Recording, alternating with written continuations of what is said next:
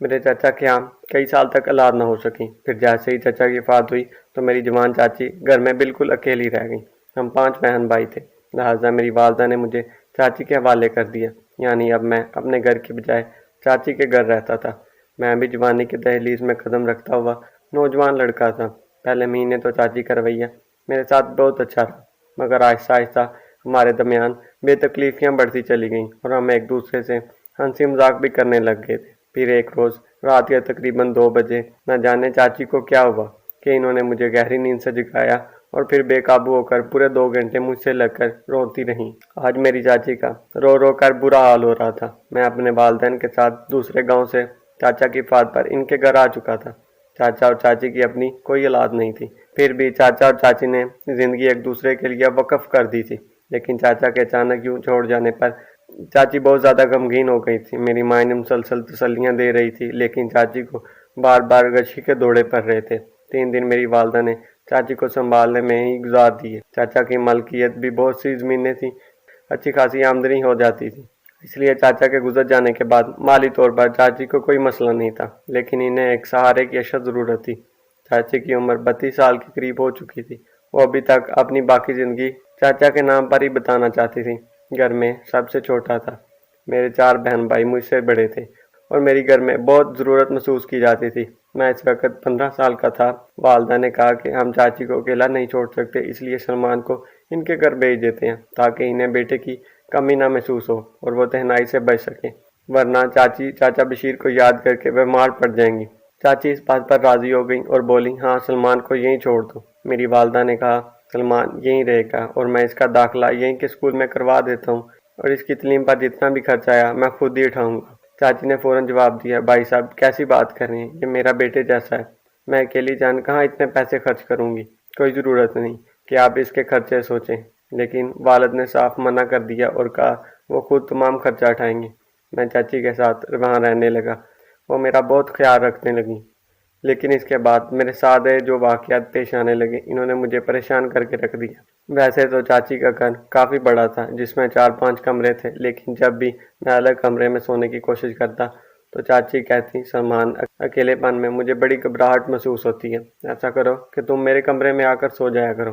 میں نے چاچی کی بات مان لی اور ان کے کمرے میں سونے لگا۔ ان کے بیڈ کے قریب اپنی چارپائی بچھا لیتا۔ نیند کا میں پک چکا تھا کیونکہ صبح اسکول جانا ہوتا تھا، واپس آ کر اسکول کا کام کرنا ہوتا تھا اور پھر چاچی کے لیے بازار سے سامان لا کر دینا۔ چھوٹے چھوٹے کاموں میں ان کی مدد کرنا میرا معمول بن چکا تھا۔ چاچی سارا دن مجھ سے باتیں کرتی رہتی، لیکن ایک رات جو کچھ میں نے دیکھا اس نے میرے ہوش اڑا دیے۔ پتہ نہیں کیوں مجھے نیند نہیں آ رہی تھی، شاید اس کی وجہ یہ تھی کہ آج چھٹی تھی اور میں دیر سے اٹھا۔ آنکھیں بند کیے ہوئے مجھے آدھا گھنٹہ گزر چکا تھا، لیکن نیند نہیں آ رہی تھی۔ میں ابھی سونے کی کوشش کر رہا تھا کہ اچانک میری چاچی اپنے بیڈ سے اٹھی۔ انہوں نے اپنے گلے سے دوپٹہ اتار کر بیڈ پر رکھ دیا اور کمرے کے واش روم میں چلی گئیں۔ حالانکہ دن بھر چاچی کبھی بھی دوپٹہ نہیں اتارتی اور نہ ہی میں نے انہیں کبھی اپنے سامنے ایسا کرتے دیکھا۔ میں نے سوچا شاید انہیں لگ رہا ہوگا کہ میں سو چکا ہوں۔ کچھ دیر بعد وہ واش روم سے باہر آئیں تو پوری بھیگی ہوئی تھی، ایسے لگ رہا تھا جیسے وہ نہا کر آئی ہوں گی۔ سردیوں کا موسم تھا، میں رضائی میں گھسا ہوا تھا، لیکن چاچی اس وقت نہا کر آئیں اور بڑی طرح کپکپا رہی تھیں۔ یہ دیکھ کر میں بہت پریشان ہوا۔ اگر انہیں نہانا ہی تھا تو دن کے وقت دھوپ میں نہا لیتی، نہ کہ اس وقت۔ وہ اپنے بیڈ پر لیٹ گئیں اور رضائی اوڑھ کر سو گئیں۔ مجھے یہ سب کچھ بہت عجیب لگا۔ جب صبح اسکول جانے کے لیے اٹھا تو خود سے رہا نہ گیا اور چاچی سے پوچھ لیا، چاچی آپ رات کو نہانے کیوں گئی تھی؟ میری بات سن کر وہ کچھ دیر جم سی گئیں اور خاموش ہو گئیں۔ چاچی نے کہا، کچھ نہیں، بس ایسے ہی گھبراہٹ ہو رہی تھی۔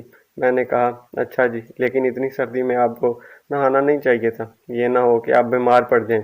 کہنے لگی، کچھ نہیں ہوتا، تم رات کو جاگ رہے تھے؟ میں نے جواب دیا، ہاں دیر سے اٹھا تھا نا اس لیے۔ پھر میں نے ناشتہ کیا اور اسکول چلا گیا، لیکن جب اسکول سے واپس آیا تو دیکھا چاچی سبزی کاٹتے ہوئے کسی گہری سوچ میں گم تھی۔ ان کے گھر کا دروازہ اکثر کھلا رہتا تھا، بلکہ گاؤں کے سبھی گھروں کے دروازے صبح کھلتے ہیں اور رات کو سونے سے پہلے ہی بند ہو جاتے ہیں۔ ایک دوسرے کے گھروں میں آنا جانا عام سی بات تھا۔ میں جیسے ہی گھر میں داخل ہوا تو دیکھا چاچی تخت پر بیٹھی سبزی کاٹ رہی تھی۔ میں نے سلام کیا، لیکن وہ اپنے خیالات میں اس قدر گم تھی کہ میرا سلام نہ سنا اور نہ ہی میری طرف دیکھا۔ میں ان کے قریب آ کر کھڑا ہو گیا اور کہا، چاچی یہ سن کر وہ بری طرح چونک گئی، کہنے لگی تم واپس آ گئے، کب آئے؟ میں نے کہا ابھی آیا ہوں، آپ پتہ نہیں کن سوچوں میں ہیں۔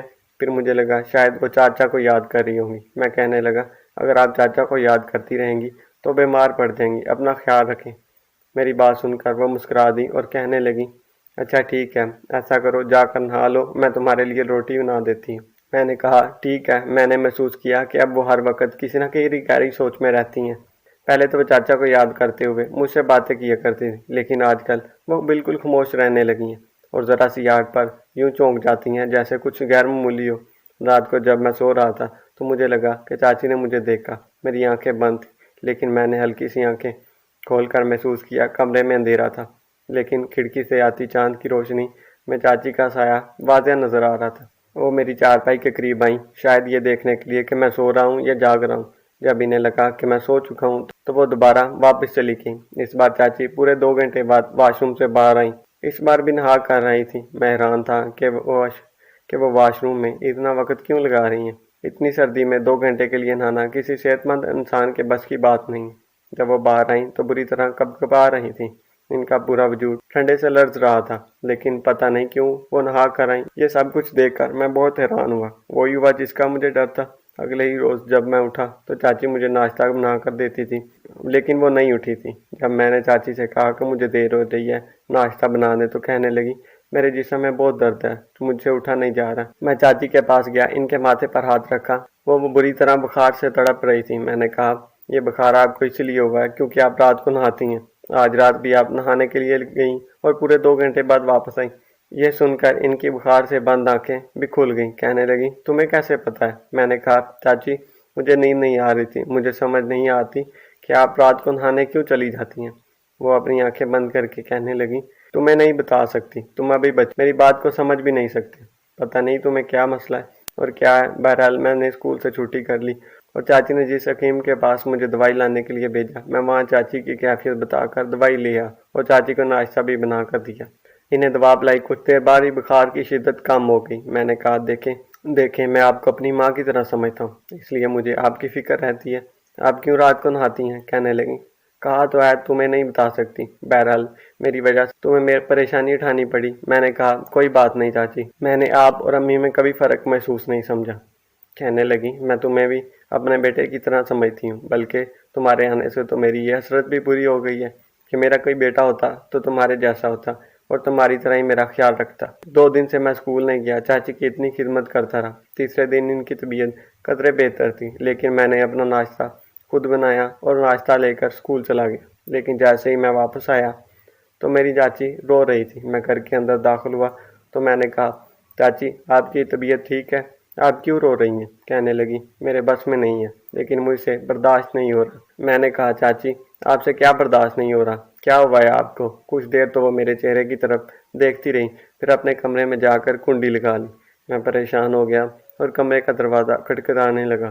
کہنے لگی کہ سلمان کچھ دیر کے لیے مجھے تنہا چھوڑ دو، تمہارا کھانا کچن میں تیار کر کے رکھ دیا ہے، وہ کھا لو اور مجھے تنگ نہ کرو، میں خود ہی کمرے سے باہر آ جاؤں گی۔ لیکن میرے دل کو بے چینی نے جکڑ لیا، اس لیے میں صحن سے کمرے میں کھلنے والی کھڑکی سے اندر جا کر دیکھنے لگا۔ وہ منظر میری آنکھوں نے دیکھا، میرے تو ہوش ہی اڑ گئے۔ چاچی اس وقت پوری بے لباس تھی۔ اگلے ہی پل میں گھر کی طرف لوٹ گیا اور اپنی آنکھوں پر ہاتھ رکھ لیے۔ دل تو جیسے میرے سینے میں تھم سا گیا۔ یہ میں نے کیا کر دیا؟ جانے میں ہی صحیح میں نے چاچی کو اس حالت میں دیکھ لیا۔ اس سے زیادہ میں کچھ سوچ بھی نہیں سکتا۔ مجھے اس وقت اپنے آپ سے گھن آنے لگی۔ میں نے کھڑکی سے جھانکا ہی کیوں؟ میرا تو یہ اندازہ تھا کہ وہ کمرے میں بیٹھ کر رو رہی ہوں گی، پہلے ہی ان کی طبیعت ٹھیک نہیں ہے اور میں یہ نہیں چاہتا تھا کہ وہ چاچا کی جدائی میں ڈپریشن کا شکار ہو جائیں، لیکن جو کچھ میں دیکھ چکا ہوں وہ میرے گمان میں بھی نہیں تھا۔ میں فوراً کھڑکی سے ہٹ کر صحن میں چارپائی پر بیٹھ گیا۔ کچن میں میرے لیے کھانا تیار رکھا تھا اور بھوک بھی بہت لگی تھی، لیکن جو کچھ میں دیکھ چکا تھا اس کے بعد میری بھوک بالکل ختم ہو چکی تھی۔ پورے 2.5 گھنٹے بعد کمرے کا دروازہ کھلا، کھانا جوں کا توں پڑا تھا۔ چاچی کمرے سے باہر آئیں اور ایک نظر مجھ پر ڈالنے کے بعد سیدھا کچن میں گئی۔ ان کے بال بھیگے ہوئے تھے، آنکھوں میں ایک عجیب سی لالی دکھائی دے رہی تھی، ایسے لگ رہا تھا جیسے بہت زیادہ رونے کی وجہ سے ان کی آنکھیں سو چکی ہیں۔ ان کے چہرے پر ایک عجیب سا تاثر۔ وہ کچن میں گئیں، جب کھانے کو جوں کا توں رکھا دیکھا تو وہ وہاں سے بولی سلمان تم نے کھانا نہیں کھایا؟ ارے بیٹا یہ کیا طریقہ ہے؟ میں نے تمہارے لیے یہ کھانا بنایا تھا۔ میں تو چاچی سے نظریں ملانے کے قابل ہی نہیں تھا، کیونکہ میں نے جس حالت میں ان کو دیکھا میرا تو دل ہی چاہ رہا تھا کہ زمین پھٹے اور میں اس میں دھنس جاؤں۔ چاچی میرے پاس آ چکی تھی، میرے پاس بیٹھ کر بولنے لگی، بیٹا کھانا کیوں نہیں کھایا؟ میں نے تو تمہاری پسند کی سبزی بنائی تھی، کیا اسکول میں کچھ کھا کے آ چکے ہو؟ میں سر ہلا چکا تھا۔ میں نے کہا، آپ مجھ سے کیا چھپا رہی ہیں؟ میرے سوال پر چاچی فوراً چونک گئی، کہنے لگی، کچھ نہیں، تم تو ایسے سوال کر رہے ہو، میں نے تمہیں کہا تھا نا کہ کچھ دیر بعد کمرے سے باہر آ جاؤں گی، میری طبیعت کچھ ٹھیک نہیں تھی۔ میں نے کہا، نہ، میری مشکلات کو سمجھو، پھر کیوں تم مجھے ایسے تنگ کر رہی ہو؟ چلو شاباش، کھانا کھا لو۔ لیکن میں وہیں پر رک گیا، کہنے لگا، سچ بتائیں، آپ اتنی پریشان کیوں رہتی ہیں؟ پہلے تو آپ ایسی نہیں تھیں جیسے اب ہو چکی ہیں، ذرا ذرا سی بات پر چونک جاتی ہیں اور پھر بکھلا جاتی ہیں، میری باتوں کو ٹھیک سے جواب نہیں دیتی۔ آخر کیا مسئلہ ہے آپ کو؟ کیا آپ میرے یہاں رہنے سے آپ کو کوئی پریشانی ہے؟ اگلے ہی پل چاچی میرے منہ پر ہاتھ رکھ چکی تھی، کہنے لگی، سلمان، تم کیسی باتیں کر رہے ہو؟ میں نے تو تمہیں اپنا بیٹا سمجھتی ہوں، بس تمہارے چچا کی وجہ سے مجھے بہت زیادہ دکھ محسوس ہوتا ہے۔ جب بھی تمہارے چچا کی یاد آتی ہے تو میں اپنے جذبات پر کنٹرول نہیں کر سکتی، میری آنکھیں بھر جاتی ہیں، میں رونے لگتی ہوں اور ایک عجیب سی تناؤ محسوس کرتی ہوں۔ یہی چاہتی ہوں کہ زیادہ سے زیادہ وقت اکیلے گزاروں۔ بہرحال یہ بات میں مان بھی لیتا کہ چاچی چاچا کے غم میں ایسی ہو گئی ہیں، لیکن کچھ روز بعد جو چیز میں نے نوٹ کی وہ بڑی حیران کن تھی۔ چاچا کی جتنی بھی تصاویر تھی پورے گھر میں لگی ہوئی تھیں، یہاں تک کہ چاچا اور چاچی کے کمرے میں جو ساری تصویر لگی تھی چاچی نے اتار کر ایک باکس میں بند کر کے اسٹور روم میں رکھوا دی۔ میرے کمرے میں ان کی جو تصویر لے چکی تھی، جب میں نے یہ منظر دیکھا تو مجھے بڑا دکھ ہوا۔ چاچی سے کہنے لگا، چاچی آپ نے چاچا کی تصویر کیوں اتار دی ہیں؟ کہنے لگی، کچھ نہیں بیٹا، تمہارے چاچا کی تصویر دیکھتی ہوں تو میرا دل دکھتا ہے، بار بار تمہارے چاچا مجھے یاد آنے لگتے ہیں، میں اب ان کی یادوں کے ساتھ ساتھ زندگی میں آگے بڑھنا چاہتی ہوں۔ اگر میں یوں ان کی تصویر کو دن بھر دیکھتی ہوں تو تم جانتے ہو کہ میری طبیعت مزید بگڑ جاتی ہے۔ بات بھی ٹھیک تھی، فی الحال کے لیے ان تصویروں کو اسٹور روم میں رکھ دیتی ہوں۔ بہتر ہے، میں نے اپنے ہاتھوں سے ہی ساری تصویر کو اسٹور روم میں رکھ دیا۔ مگر اس کے بعد چاچی مجھے کافی خوش لگنے لگیں، وہ ہر وقت سوچ میں گم رہتی، مگر اب تو گنگناتی بھی تھیں، اپنے ہی دھیان میں مگن رہتی، پہلے سے زیادہ نخری لگنے لگیں۔ ابھی بھی وہ نہانے کے لیے رات کو ہی جایا کرتی تھی، مجھے یہ بات بڑی عجیب لگتی۔ اب تو خیر موسم بھی کافی بدل چکا تھا۔ ایک رات میں سو رہا تھا کہ مجھے چاچی کی چیخ کی آواز آئی، چیخ سن کر میں بکھلا سا گیا۔